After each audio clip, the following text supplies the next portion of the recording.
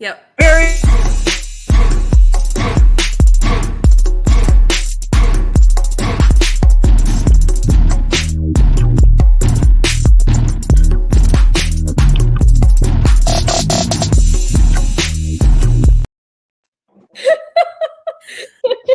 You have to keep that up for a little bit too long, but that was great. I loved it. We should, I saw this. You guys, I don't know. It's probably you, Allie. You're the only one that sends me memes and videos. Like everyone should start meetings this way, and the guy was just like dancing, and everybody got in the, they got hyped. They got hyped up. So welcome to Automation Ladies Live Season 5. This is, well, I guess not our. This is our second live because I did one last week with Frank Hurt at the AHTD fall meeting, in which I got to see Allie and meet Allie's mom. So that was really cool. She's an amazing cook. But today we have two Alicias with us. Finally, we have snagged the Alicia Lomas onto Automation Ladies. Welcome, Alicia. How are you? I'm so good. I'm so excited to be here. It's like way overdue. I know, I right? was in a hole for the last 4 years, and I'm ready to be here and talk to the world. All right. Well, we were also super stoked to have you at OT SkaterCon earlier this year. So that was our first time meeting in person for me and you. Process safety. You guys have met before, though, right? Have you or no? We did because of Carlos. So we met in Reno once. Yep. She showed me Redwood. Allie, I signed an NDA and everything. And then I tried to hire her, and she was like, "No." Okay. Cool. That's okay. We find ways to work together eventually, don't we? One way or another. This industry. It's a small community. Yeah. And once you get to know good people, your reputation kind of precedes you, right? People that want to work with you, they recommend you. So we've kind of been in your circles a little bit in that sense. We have some people in common that we work with. Josh over at Traceroute. Tons of great people in our community. Michael Wada. I think I've been saying your name wrong this whole time. I thought it was Wada. Yeah, so did I. But then we just talked to Alex Poole, the owner of Mastal Technologies, where Michael is working. He was cool. He was super cool. We listened to that episode. We vibed. We vibed hardcore. Nice. We'll probably have him on again. Yeah. But yeah, sorry, Kathy, Rinny, and Michael Wada, if I'm getting it right this time. Hopefully, maybe give me a thumbs up. Alicia Lomas, we got that right. Do we? Is there anything wrong? You did. Okay. I mean, you guys say it a little weird, but I forgive you. It's How Lomas. do you say it? It's Lomas. You always say like Lomas. Yeah. Yeah, that's more of an E to me. Lomas. Yeah. Yep. Growing up in Iceland, I tend to, if I don't know how to pronounce things, I usually get them wrong because I default to some side of my brain that like. Well, I go super Hispanic. I'm Alicia Lomas. Yeah, I know. And I have no family tie to that. Like all my family's from like Great Britain, so I have no idea. How did you get the name? I don't know. That's awesome. Some names are the same spelling in different languages, but pronounced differently. But they come from like the same root name. Where's your dad from? I mean, his dad moved over from England. And his name is Lomas? Yeah. And my dad's name is not Lomas. It's Lomas. Whatever you're saying. Yeah. Like it's not Lomas. Yeah. Lomas, right? Is that? And my dad's name is Fabian, so like we need to say it like name too. Okay, that's confusing. That's confusing. I know. I don't know what my Alicia grandparents Gonzalez is a bit confusing too for me, isn't it? So you just can't judge a book by its cover or people by their names or any of those things, right? Yeah, no, I thought you were Mexican too, Nikki, and she's like, her husband is Filipino and Spanish, and Mexican's not really a part of that, even though there's a Gonzalez name. So yeah, we really can't tell anymore because we have just, bread between all the things. Melting pot. There's no way to know. And I come from Hawaii, and like everyone in Hawaii is like Filipino, Japanese, Hawaiian, Portuguese, English, like French. Yep. And you're like, holy crap. But they're beautiful. But yeah, they're a million things. Yeah. Yeah. So where are you located, Alicia? I'm living in Burbank, Glendale area. Oh, well, California. I'm in maybe we LA. should So It's do wonderful. Courtney and I go to Automation Fair in a few weeks. Oh yeah, absolutely. Yeah, Oh, I've been hi. meaning to In hook the up with neighborhood, Courtney. somewhat. Yeah, Very cool. yeah. Well, Are you going to Rockwell Fair? No, I'm not. I'm a Siemens girl now. I'm a Siemens girl. I mean, I can do Rockwell and I still can whip around in Studio 5000, but I'm a Siemens girl. all right. Well, then maybe Yeah, we'll see Portal. you at SPS next year in Atlanta. Yeah, I would love to go to one of those shows. Well, I think They're doing an SPS in Atlanta? Yes. Is that And the first one? Yes. Oh shit. Wow. Let's And go. AHPD's spring meeting is also in Atlanta. Let's So, go.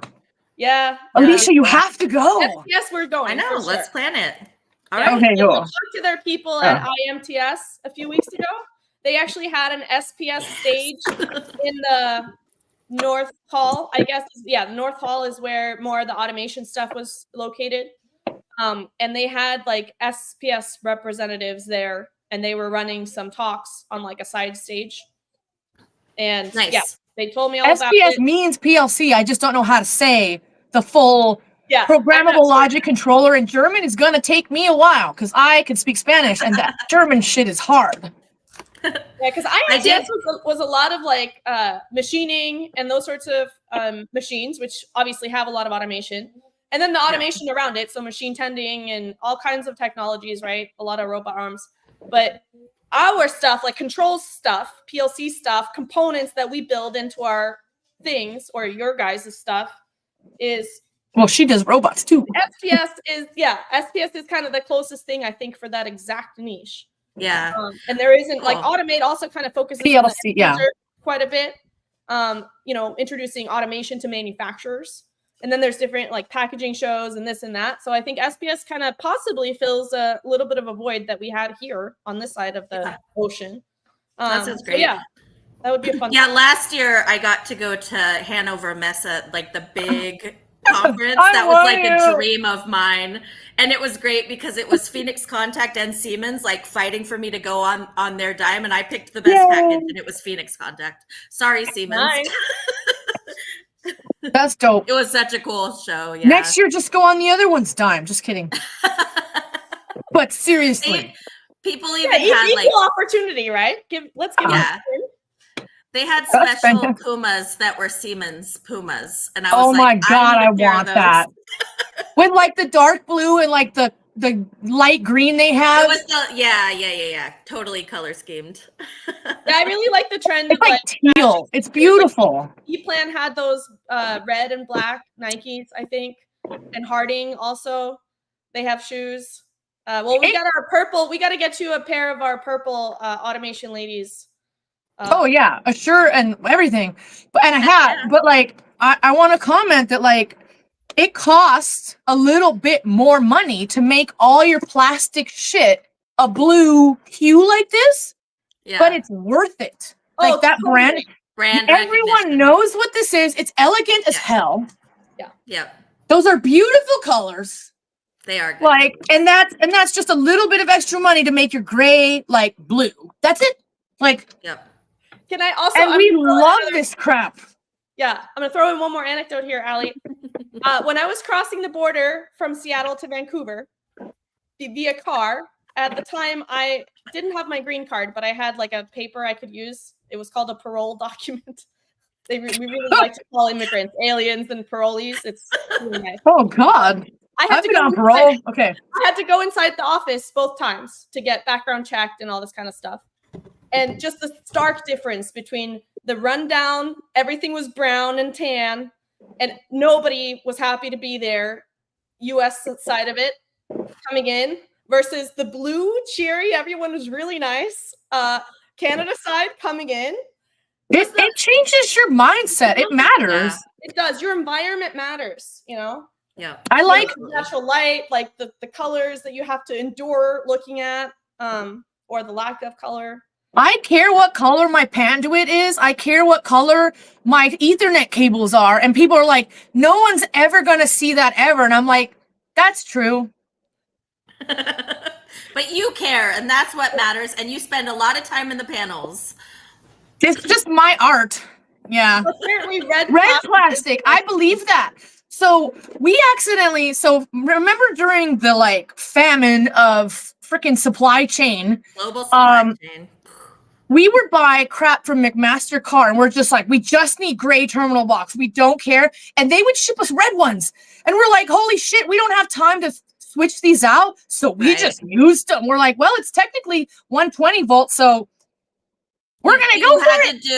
You had to do what you had to do during that. Yeah. I had to throw all my standards out the window. And so I had Schneider, I had Siemens, I had ABB, like whatever. And, you know, thank goodness I had an amazing controls team that could figure all that out and get all the GST files and, you know, talk to every little thing. But I mean, that's integration for real. You had to do it. You had to do it. Yeah. That's people are always like, when they're I had Nikki sending me jumpers, and then we get the wrong jumpers, and then we need a different jumper set, and I'm like, shit. You know, not 6.2 millimeters, 8.2 millimeters. People think that, you know, a controls engineer has to have something on their resume that said they've worked on every platform that they're going into, and it's like, no. And controls engineers figure stuff out new. Yeah. That's just like a mean thing to require. Be like, okay, so we want someone that's 100 years old, like. Who's gonna do that? You're like, oh yeah, I worked on PLC5 and Slick and Micrologics and Control Logics and Schneider. We're gonna start interviewing some of these folks that were around during the earlier times. I love that. Oh shit, I love that. That is epic. Yeah. I heard Frank.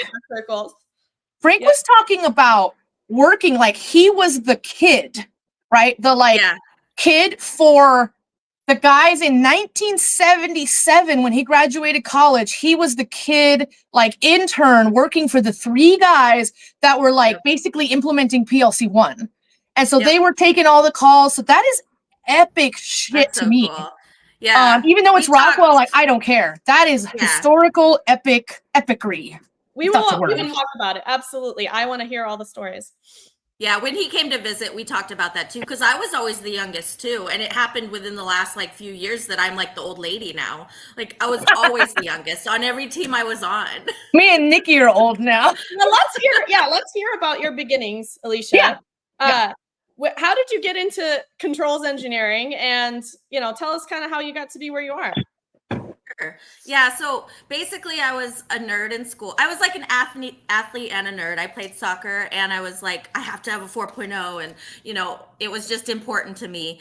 And I just was good at math and science and loved it. And so I had a chemistry teacher, and he was like, you should do chemical engineering. I was in organic chemistry, and he's like, you're really good at this and you like it. You should do chemical engineering because you make more money, because you could do chemistry, but it's going to be hard to find a job, and you want to be comfortable in life. That's a good teacher. Like, okay. Yeah. Right. And so I was like, okay, cool, I'm going to do it. So then it was like, that was it. Like I was going to be a chemical engineer. I ended up, going off to University of Washington, graduating, and getting my first job down in Texas for Schreiber Foods, which they do like off-brand cheese, private label cheese. And I was like a production supervisor. So I just wanted a job out of school, and food is relatable. So I like food because I can talk to people. Well, obviously we love food. We love food. Cookies. We can talk to our family. We can talk to our family and be like, I'm making cheese for a living. Like they know what you're talking about. And what we actually do with that. Exactly. But that was wild, being like 22 and like having 30 people report to you, and you don't know anything about anything. And we were starting up a new shredded cheese production line. And so, you're writing SOPs for the first time. You're trying to get the equipment running successfully, changeovers, all that kind of stuff. So then I was like, well, I need to get into engineering, and I don't really like this. So I went over to Daisy Brand. They recruited me, and I went over to be kind of like a liaison between ops and engineering. But the engineers just kind of was like, ooh, she's good. We should pull her over. And I lucked out. I had these two guys, Tom Lambert and Tom Lurkowski, that took me under their wing and taught me everything. So I was, it was Wonderware. It was, some Slick, Control Logics. It was Toshiba VFDs. We were still doing like ControlNet. And they just taught me everything from the ground up and gave me the whole cottage cheese process. So it was a brand new product for them then.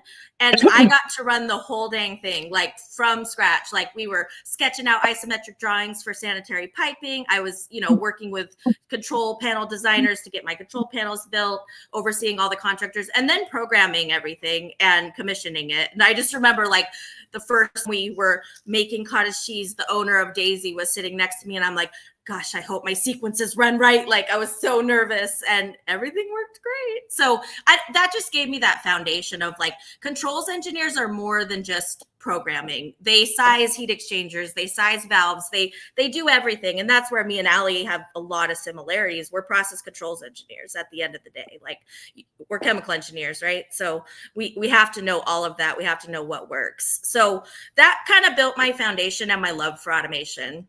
So then I needed to move back up to Washington because my niece was born and I wanted to be a part of her life. So I became like a project engineer at a pancake factory. And they were making brownies and pancakes and it always smelled really good. And but so I was the only engineer and in charge of the capital plan for the plant, basically. So installing, packaging lines to increase throughput, putting in a new shortening system, those sorts of things. I still got to dabble in controls, although we had like integrators or vendors do a lot of it, but I would come in and like fix it to get it over the finish line and help maintenance, anytime they needed to get in the controls or add a new recipe, that sort of thing. And then just kind of bopped around as a project engineer for a few different companies, all food and bev, and then ultimately landed at Chobani in Twin Falls, Idaho. So it's the world's largest yogurt factory in the U.S. I love yogurt. Might be the world. Yeah. So it was a brand new factory with a bunch of new production lines. So I got in early there as well. So it was, Chobani's a startup at the end of the day. It's still a private company. And so there were like 4 of us. And then ultimately they were like, the VP of engineering, who's been my long-term mentor, was like, you should be a leader, Alicia. I think you're ready. And I'm like, no, I just want to be the kick-ass controls engineer. And one of my coworkers who actually has worked for me twice now, he worked for me at Redwood as well. Like we would just like race to see who was the fastest programmer. And like if anybody would come into the office when we had to go look for an issue in the plant, it'd be like, Dan and Alicia, they would come to us and it was like, who's the better controls engineer? I was so competitive. So then they asked him if he'd be okay if I was the boss. He was like, heck yeah, I don't want to be the boss. Like, I just want to be an engineer and let Alicia do it. Let Alicia deal with the BS. So that kind of story of our lives side. I know. So that was the leadership side. And I made mistakes. I foolishly thought that, all engineers should all be kick-ass programmers and, everybody should fit into this mold, and come to find out that's not true. And you just have to figure out what people's skills are. So I had somebody that was not a great programmer, but he was like awesome at electrical. So I figured out how to like utilize him and make him grow. I was holding him back by trying to push him into this weird mold. So those are some of the early lessons that helped me understand you have to meet people where they're at. And I love leading people. That's like that's my new amazing. passion. Yeah. So then just kind of did a couple other things to get some different industries under my belt. I did Walmart e-commerce. I thought I was being hired by Jet, but then like Jet got bought. So then I'm in like switch and bait. Yeah. And I'm like, freaking Walmart. I've always been like, ew. And so now I'm in Bentonville, Arkansas. It's a big name. No, really nice. I would take that job in a second. Like that's a big ass name. So I was really surprised like how much I liked Bentonville. Yeah, no, it was a really cute place to visit. And they have such cool accommodations, like fancy like employee stores and gyms and really cool stuff. Yeah. And it was cool learning the logistics fulfillment center side. I mean, the PLC part of it is actually pretty boring. The complexity is warehouse management system and figuring out where everything needs to go. Huge. The barcode scans and all that. It's a specialty SCADA, basically. Exactly. So did that, went to medical device startup for a while, which was cool because I got to travel to Europe a lot because we were buying a bunch of equipment from Switzerland and Italy. did that diabetes testing devices, and then went over to Redwood. And so that's where I was for the last 4 years, starting up a bunch of production lines for Redwood. I was the first 50 employees, first controls person, built a team. And by the time I left, I had built 4 factories in 3.5 years on my controls design. So really proud of that. And a team of 30 people.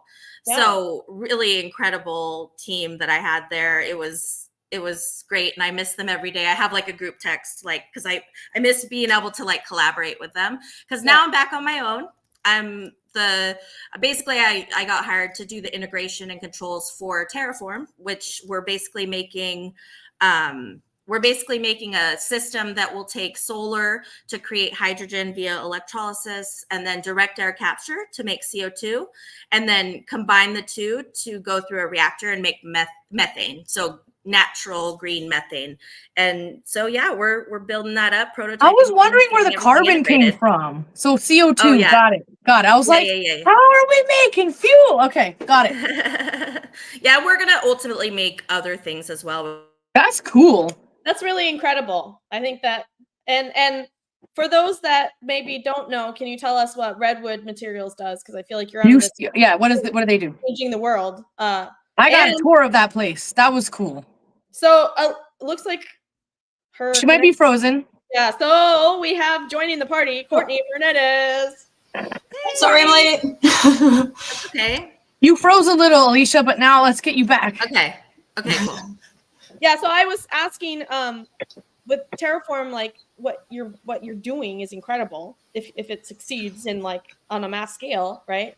And Yeah. Redwood Materials is also, I was going to say, you've been referring it to it as Redwood. I'm sure many people know what it is, but what do they do? What did those factories and those lines that you started up do? Yeah, so we were taking in lithium-ion batteries and of any form, so laptop batteries, cell phones, brushes, yeah, up to big Tesla battery packs and battery packs from lots of cars, and then creating new battery materials as well, like copper foil, cathode active material. So basically trying to create that circular supply chain, because we were also taking in production scrap from like Panasonic and then delivering them copper foil. So yeah, really, really cool industry to be in, because we have to figure out how to deal with all these end of life batteries. Melting batteries.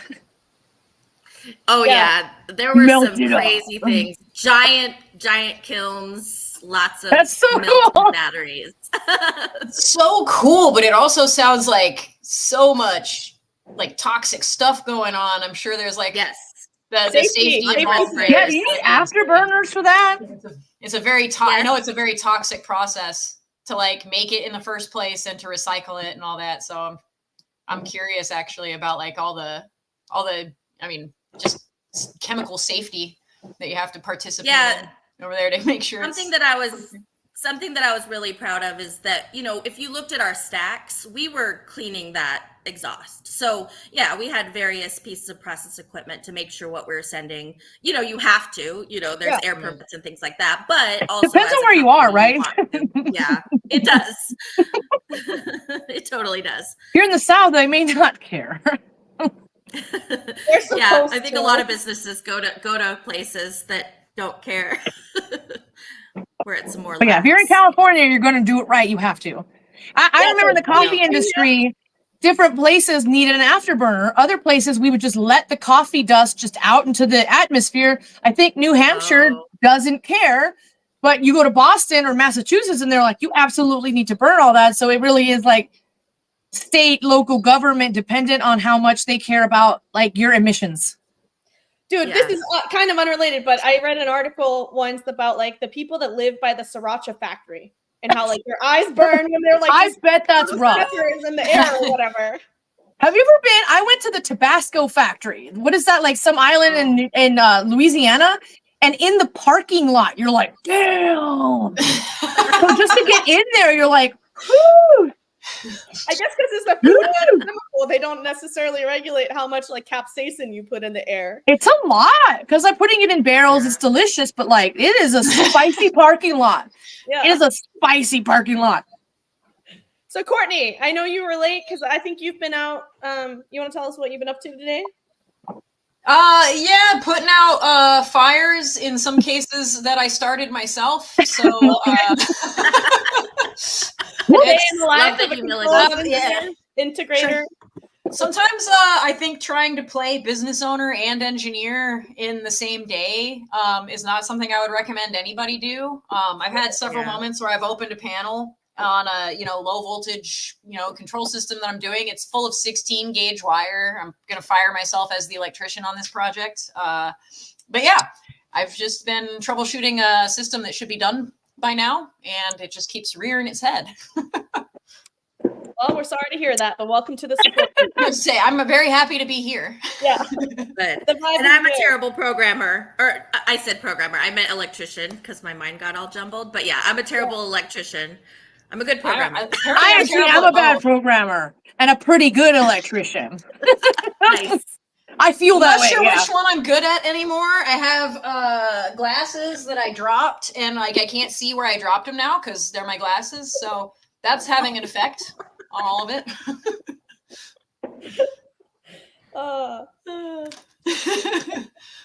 I was about Yeah, to say, another Hispanic last name that is not Hispanic person. yeah. That's funny. Oh, we got some. Courtney married in also. Here. While I was at Red Gold, we made a seafood sauce, and the horseradish would burn your eyes from the parking lot. Yeah. I can only imagine. I bet. Like, what about a wasabi factory? You know, That'd be or a nice. horseradish sauce factory. Yeah. Yeah. I mean, onions are bad enough, I thought, but like that doesn't go into the parking lot, from what I could. Bear mace. That's a factory. Yeah. Like, and regular mace, capsaicin spray is a factory. Like, someone's got to put that pepper spray. Where do you make pepper spray? Somebody's doing that on a scale, or they're just like, oops, they're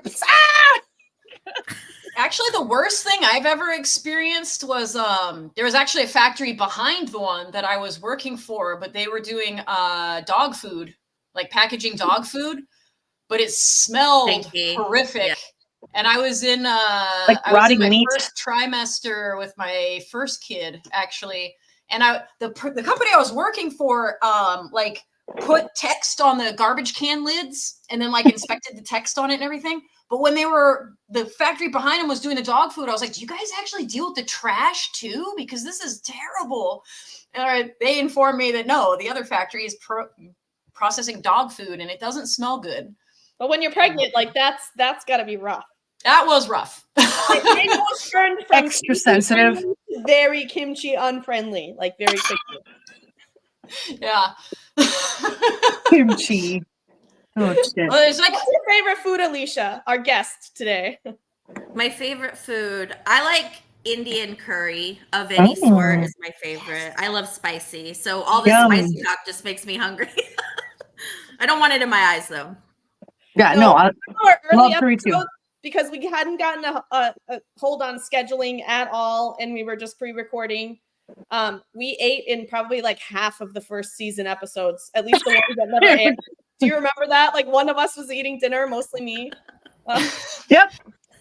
So we've stopped eating. Like, what is that? Chicken wings? Like, what is that? I was honestly gonna bring a Big Mac onto this one, but I didn't. Well, you would be welcome to. It would, I guess, it would be on brand. It would be on brand. We have to live, like, yeah. Right. And like, yeah, it's we're busy. How many people like really do have these extra days, extra hours every week? We have to make the hour or whatever. And it helps that it's fun because I think otherwise we would have quit by now. Have all of you guys had a run with sales engineering already? Because I feel like never. it was like I'm constantly just eating while I drive to the next place. You know, I don't remember when was the last time I sat down and ate. But yeah, like as a manager of a department, I definitely felt like I wasn't gonna leave, so I was gonna eat there and just not.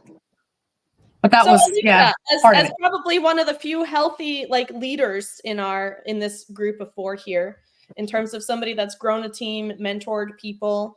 How do you try to have like a good culture from the top down as a leader like that for things, for instance, like taking your lunch, right? Or like, because we all know like this job has a lot of pressures and time, it's just constant. So I didn't do a good job of showing my people how you should act because I was literally on call online at late at night. I'd go home from work and still be working until midnight and then be the one to answer the phone like in the middle of the night. So but my team very much like would encourage me, Alicia, take a break. They try to take things off my plate because they cared about me and trusted me. So that's really what it is like building that transparency and trust.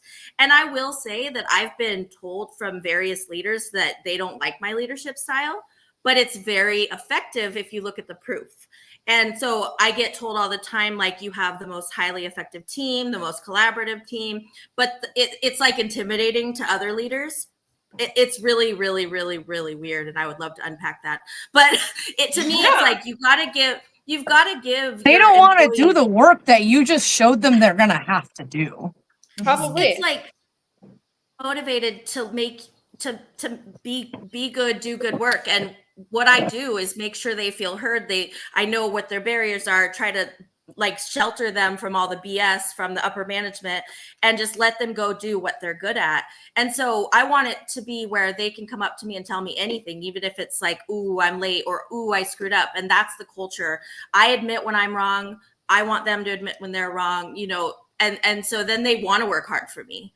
And I care about them outside of work, and I want to just make sure they grow. And that's the biggest thing. And engineers need to know what they're working on. For some reason, some leaders like to just give them little bits and pieces and say, go have at it. And plus you have to do it really fast and really, really cheap. And if like, okay, well, we have to come in under this target to make money. And that's why these pressures are here. And they're going to ask you to do this really challenging thing that doesn't make sense. But then they explain why. Then it's like, okay, I can get behind this. I can do this really weird thing. But it's for the business. And for whatever reason, some leaders don't like to share all that context and background information. That's incredible to hear. One of my favorite and best leaders when I was in sales was a gentleman named Craig Tamita. He's I think he's retired now, but he's down in SoCal. I've worked with Craig, actually. He's a good dude. He purposely, like, this was amazing to me. I think he was like my third manager of my career, maybe. And like, he would do things like, hey, I want everybody, or we got mandated to read some book. He's like, I'm gonna give you the notes that I think are really important, so that if you don't have time to read it, like, here it is. Or he would fill out reports for us. He would take care of busy work. And then he was like super clear with his action items to us and like what he was asking and why. And it was just like, it was so refreshing. And his rationale was like, yeah, I want you to be empowered to do your job, not doing a bunch of BS that like hinders you. And my job is to facilitate and exactly know what the blockers are, how to help them be successful, make sure they're clear on what they're supposed to be doing, and then get the training that's required if you're lacking somewhere, right? Like, that's, to me, is leadership. Exactly. Yeah. And the other thing is, like, I don't ask people to do something that I've not done or won't do. Now, as I get older, there's, as things change and we're moving more towards script-based programming, things like that, I don't have time to stay up on everything, obviously. So, I have to be okay with not being able to do it, but they know that I could do it. Like, if I had the time and I wanted to go be an engineer, not be the leader anymore, like, I could go figure it out, and they know that. So it's hard to get a technical leader in this space. I've only worked for maybe like 2 in my entire career that actually did controls and automation. So you work for mechanical engineers or chemical engineers, and they don't really understand your world. We're just like this weird black box. So, I think one of the reasons why I was successful as a leader is because I am technical and I can really understand the challenges. I think it's important to be willing to do the work that you're asking other people to do and give them that confidence, that like, you're not just telling them to do something that you think is going to work. Like, you already know how this stuff works. You've been there, you've done it. Now you're handing off, the next generation that knowledge. Yep. I actually used to, I was a Sparky. No, I still am a Sparky, but like, I was a Sparky doing like a mechanical engineering type job. And I like, it's not what I studied, but I can figure things out really quick. So I was out turning wrenches with the mechanics. And that, to your point, I had other leaders telling me, I don't really like this leadership style because those are the most expensive bolts that are turned out there, are the ones that you're turning. And, my stance was always, I can't understand what I'm telling them to do if I'm not out here breaking it and doing it myself. I'm just basically throwing hopes and dreams out into the ether and praying for a machine to come out. Yep. Yeah, and without micromanaging, you truly don't know how hard the task is that they're going through unless you have some semblance of understanding. So, what's the largest team you've ever had working under you? It was the recent one of 30 people. So that was That's new. huge. Previously, it was like 12. Yeah. Those are both huge. Like, what is your approach to managing that many engineers, out of curiosity? Like, do you just meet with everybody frequently, or do you have like really large group discussions? What we ended up having to do is basically take the engineers that wanted to grow into people leaders and promote them, because there's no way I was going to be able to 100% meet with everybody. And then even engineers that didn't want to be managers, but they could at least look after another engineer, there would be like pairings like that. So, I kind of had an informal mentoring program. So everybody that was below like a senior engineer was paired up with a mentor. So they had somebody to go to. And then, my leadership style is also to like know what's going on in the day to day, so that one-on-ones, yes, we need to do them because some people only like to really talk about things that are going on in those spaces. But I always kind of know what's going on day to day, but not in a micromanaging way. Like, oh, cool. Like, look at that win, or, hey, tell me about what's going on, trying to uncover those problems or issues or blockers. I mean, that's, you get close to your team, you have those conversations. So do the engineers stepping into mentor roles, do they usually do so voluntarily, or? So when it was just like mentorship, I just kind of talked to them, and people were really excited about it because we just had new, green engineers that were excited to learn. And I found that not all individual contributors want to be a manager because they don't want to deal with the meetings and the BS, but they like to mentor a lot. So that was not a problem getting people to sign up for mentorship. Awesome. One of the first times I ever did a review on another person, because I haven't done that very much in my life, but I was a manager at one point, and I had two people under me, and like one of them, it was like the first time I'm doing a review ever in my life, and this guy cries. Oh no! Did you feel like it was warranted, or was he just sensitive? It kind of just turned into like, my dad was really hard on me, and I'm like, I am not a psychologist. I am not qualified. I'm not qualified. I've always been traumatized. I don't really want to be a manager for like a million reasons, and that's part of it. Is just like, I have so much of my own baggage that like I don't know how to be a therapist. Do you feel like a therapist sometimes? Yeah, I mean, some of it is listening and being there for your team when they're going through some struggles. But you do have to get comfortable delivering bad news and delivering tough feedback. And in fact, when you have good engineers, they're going to ask for it. I had some incredible engineers that I didn't really have anything negative other than just some really chintzy stuff. And they're like, no, give me more feedback. I want feedback. And I'm like, well, we're talking about how you can grow to the next level. But as far as like where you're at, you're doing great. All right. We heard a little quip or I don't know, story the other day from one of our other ladies. She's got some younger employees from the younger generation. And she was giving some constructive feedback, and I was like, "Oh no, I think I'm doing fine." Gen Z. And she like continued to kind of press the point, and he said that he felt like this conversation was demoralizing. Oh gosh. And so clearly, like, the delivery needs to be adjusted, or like, delivery when the message is just like, no, I actually disagree with you. Like, I'm fine. A little cringe.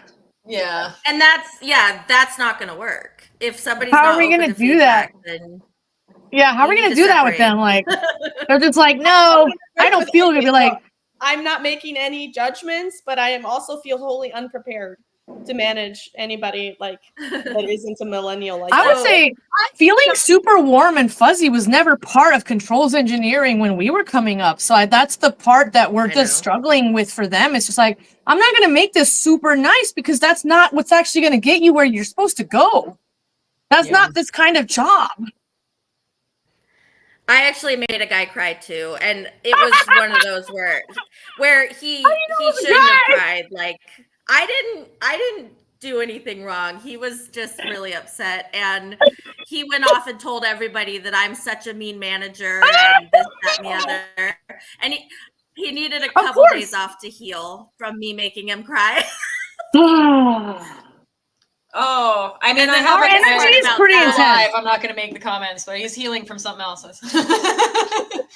A case of something else. So Long this was time. a good one where there was a man that decided to tell me that the reason why he cried and the reason why we're having such issues is probably my leadership style. Like it's probably my fault that I'm not approaching him in the right way. So he moved over to somebody else's team, and that guy got to lead him. And in one of the performance review meetings, he was like, that is one of the most difficult people I've ever had to work for me. And I felt so vindicated. Validated. Hell yeah. Mansplained to me. Oh my gosh. They're like, nope, he's impossible for everyone. Like, no, he's just a problem child. Yeah. Yep. We've got some really cool comments, so I'm going to throw a few up on the screen here. I really like this. Empowerment is the greatest motivator. I feel like I can wholeheartedly nod to that one. Thank you. Thank you, Jackie. We really appreciate that. We're having fun with this. Look, Vlad is here from manufacturing. Hi, Vlad. You've been a guest there, right, Alicia? I'm going on in November, but we've caught up one-on-one before, yeah. Exciting. That was my first podcast. Yeah. Jason Jones says Allie going off would probably make me cry too.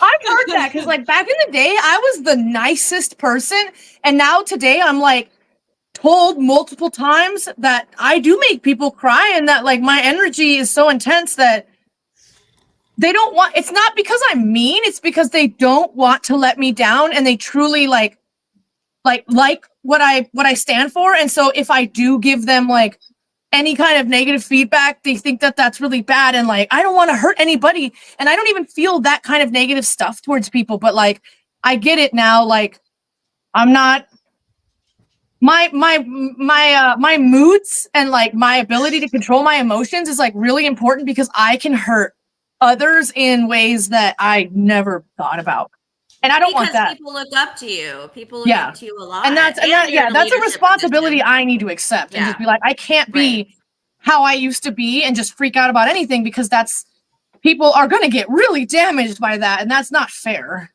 And when you're which stressed, is crazy, they're going to feel it. Yeah. Yep. Yeah, your stress. Your people feel your stress. My cortisol. Yep. I was recommending to everyone earlier today to watch this like 2-hour YouTube video on neuroscience. I'll make a post about it on LinkedIn. I put my summary together because I was like, most people probably will not watch this, but all sorts of you have to make your TLDR. yes, exactly. I have a TLDR list. But one of those is exactly that your cortisol is contagious, both from just kind of like being around people that are really stressed. If you have any kind of EQ, you will pick up on that. But secondly, it's a hormone that leaks. It goes from your skin to people that are in proximity with you, and it will be absorbed by their skin. So even if you're a leader that's very good at hiding your stress from your people, or you think that you're doing that, you may still very much be unconsciously emitting around like you pheromones. Yep. Yeah. And I think I'm really when you're running late for school and you feel stressed out that you're late for school. Yeah. I always feel like since I was a little kid, I could feel what others felt.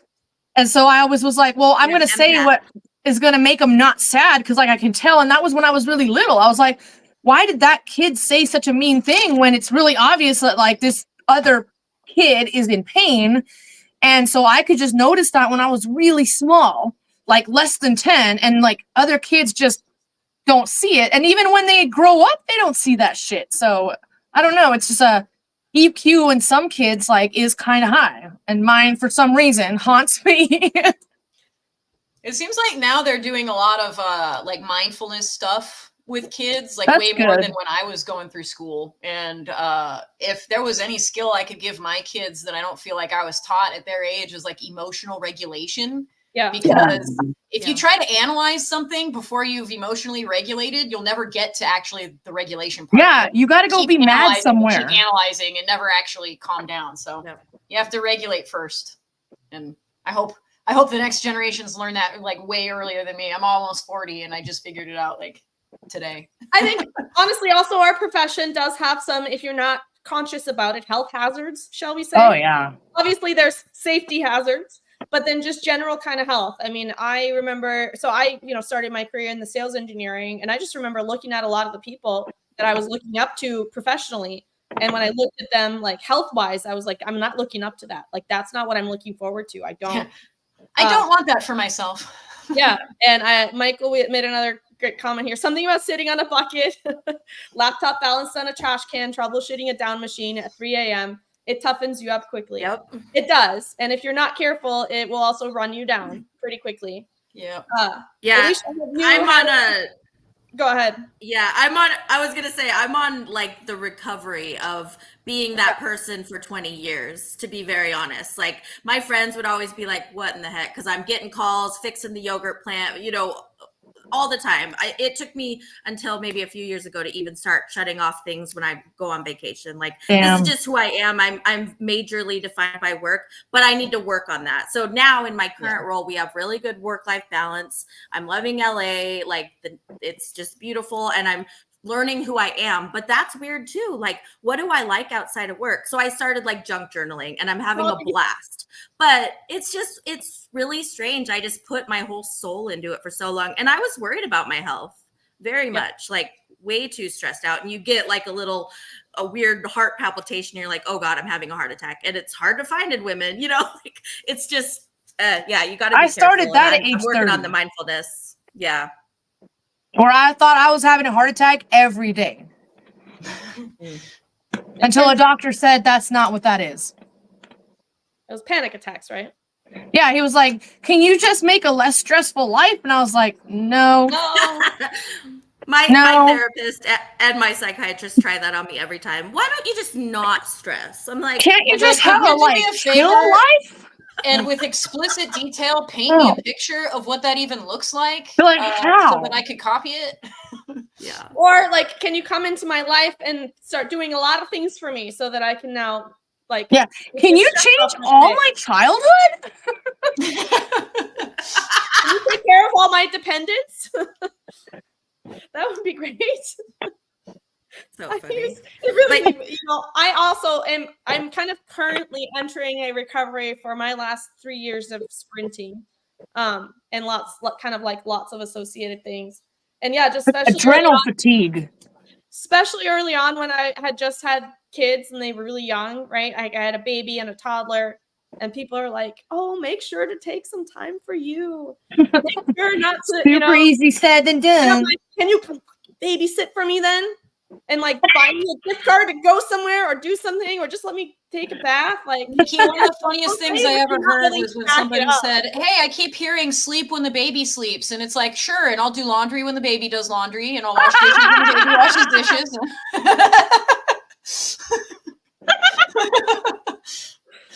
Will you pay the bills when the baby pays? Yeah, I'll pay the bills when the baby pays. Yep. So my baby's first mail was a bill from the hospital in which she was born. Like, I gotta frame this, your first piece of mail.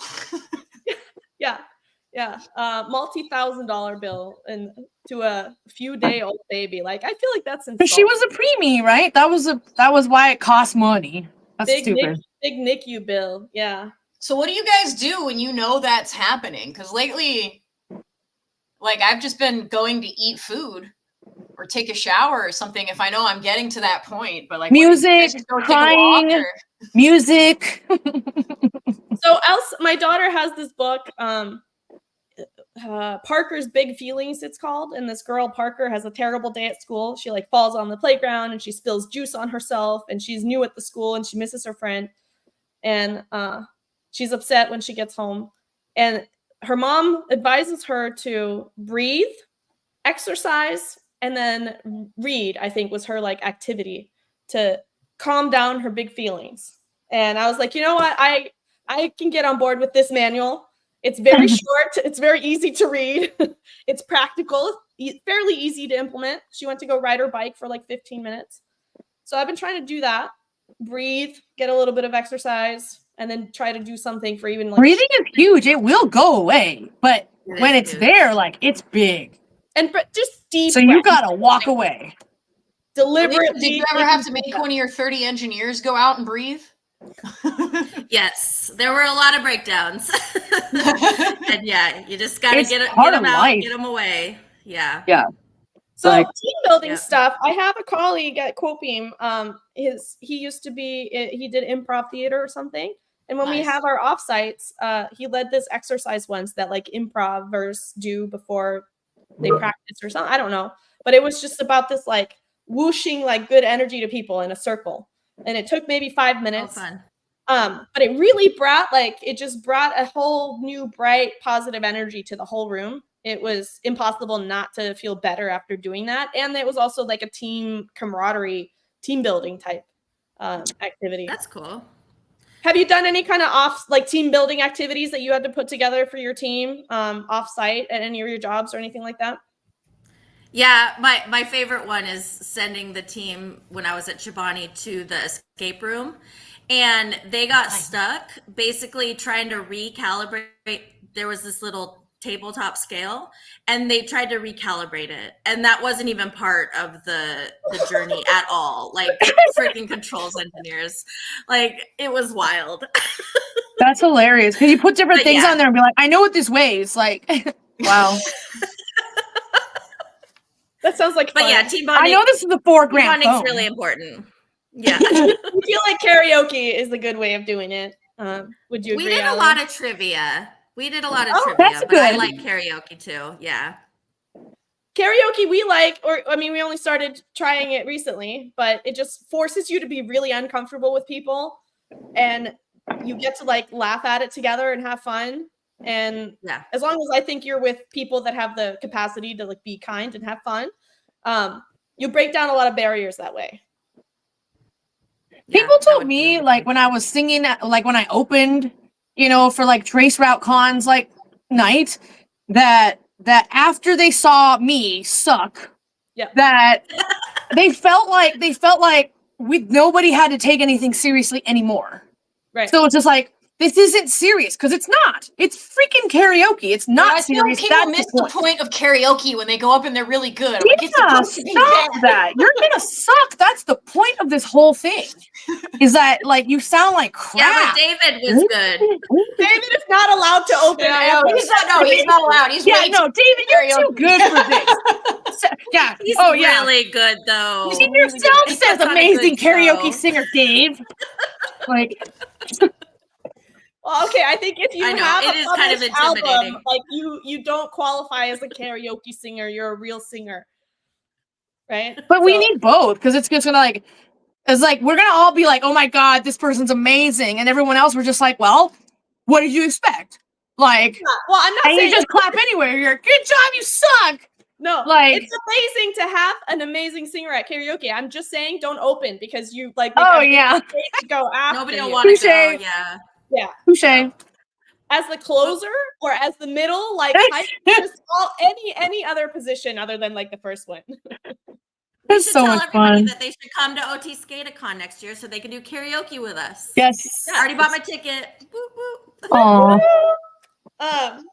It really like that was a level of also because we had kind of no idea what to expect, like how it would actually play out with the attendees. Like just the group of people that we had was really across the board, like all different positions, all different levels. kind of different corners of our little world in the industry. And I thought it was really incredible, like how the room came together, even those that didn't end up going out to karaoke with us or whatever. Can you tell us a little bit, just Alicia, from like your side of things? What was that like? Like, what were you expecting, and what was it that you found there that made you want to come back? Yeah, I didn't know what to expect. And, you know, I didn't, like, I had no clue. And I was kind of, I didn't plan on going because I just, you know, didn't have time or whatever. But then Josh is like, Alicia, you need to go. I'm going, I'm speaking, you should go. And so then he convinced me to message you guys and be like, do you have a spot? I want to come. So, I mean, it was so incredible. And Dave Grohl's one of my people that worked for me at Redwood also came, and we just had the awesome. greatest time. It was everybody just came together. Everybody was so supportive. And, you know, we talked about it a lot at the conference for people that had never spoken before, but they have lots of cool things to say because they've been in this industry and they have a lot of knowledge. And they got up there and everybody was just like, woo, yeah, cheering them on. Like nobody felt bad. It kind of helped people grow. And it was just such a good community that I felt like you guys built up, and everybody brought their A game to like network and care about each other. And I want to do that all the time. It was so cool. Such good energy. Yeah. Thank you. It was good energy. Thank you. Thank you, Allie, for coming up with that. Like that it is really Allie's brainchild. I know operations wise, like some of us kind of boots on the ground were a little bit more visible, but this was like entirely Allie's concept from start to finish. And it can grow into anything, you know. Yeah, I think we've been kind of clear, even with Automation Ladies from the start. Like, mostly our rules are no assholes allowed. Like, it's for everyone. People think it's whatever, that it's for ladies. But it will stick with the name. Asshole is a genderless Run by term. ladies. But the main rule is no assholes on Automation Ladies or in our community. You can see yourself out. There's plenty of other places for you to go where that's appreciated. Yeah, no, there's asshole culture everywhere. We just don't need that for us. Yes, there is. Like I was telling Alicia there's earlier. a place for you if that's what you like. And I've probably said it again. Like, I want all the constructive feedback. Just please be kind about it. Like, I want to hear it, but I will cry if you're going to be mean about it. If you don't give me a compliment sandwich. There's no need to be mean about it. I don't even need the compliment sandwich. You could just like, you know, say it like you don't think I'm dumb when you say it. Yeah. You know? Can you give me some credit for anything? Like, did I do anything right? All right. Meme Poppy's here. He really wants to. Oh, David Garcia. Yeah, okay. He says, Juan Pino, one of our other wonderful speakers. For The only asshole allowed. Yes, Juan Pino's the only asshole allowed. We do love Juan. We love you, Juan. It's because our he's a self-identified asshole. Florida asshole. Actually.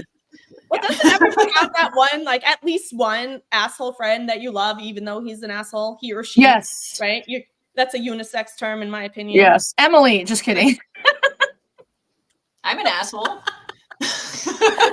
I'm an asshole too. I love her, but damn. I just try to keep the ratio down below 5% of the time, you know. Yeah. Well, I have a designated one in my life. It's one of my husband's friends from high school. So I've known him since for too long. And when he comes to my house, I have to be his guest. That's how I've figured out a way to make that relationship work.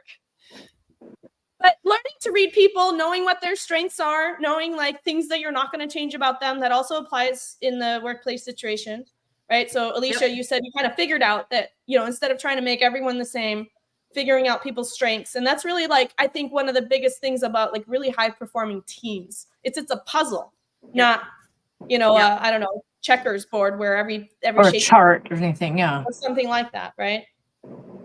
That's cool. Yeah, you have to determine what things you can work on and grow someone and what things are just part of their nature and then work around it. And I think things like behavioral tests like predictive index and, you know, DISC and all of those are actually pretty cool tools for a team if you're willing to like share the results. Because I can give you mine from, it was like over 10 years ago, but I can give you mine, and it talks about like, oh, Alicia doesn't like it when people use jargon that's not common, or when people go too slow. And it's like, I know I need to work on being patient, but other people need to understand that where I'm coming at it from. So those tools are really helpful. Yeah, we just recently did one called the Enneagram. But I think as you get older and wiser as well, you kind of realize like that reading about yourself, like some of those things may change, but some of those things are just realities. And like rather than I used to try to present myself as like a mold of a person that I was told in college is what employers wanted. Right. And then now I'm at a point where I'm like, here's all of it. Like, it's kind of disturbing that to go to college, so like you need to be in all of these like volunteer things. Are we faking volunteering? Like just to get into college? Is that even like good? But that's probably like a crazy thing to go start talking about. But yeah, well, we are actually at time. So I'm going to go ahead and throw it over to Alicia one last time. Can you tell us where people should be connecting with you, following you, if there's anything coming up that you want us to know about? And yeah, all of that good stuff. Brag about whatever you want and pitch whatever you like. Sure.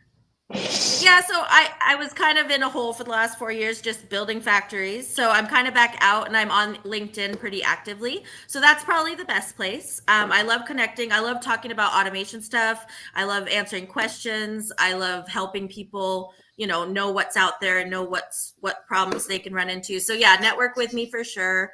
I'm working on getting a website and all that kind of stuff. But yeah, I'm just around.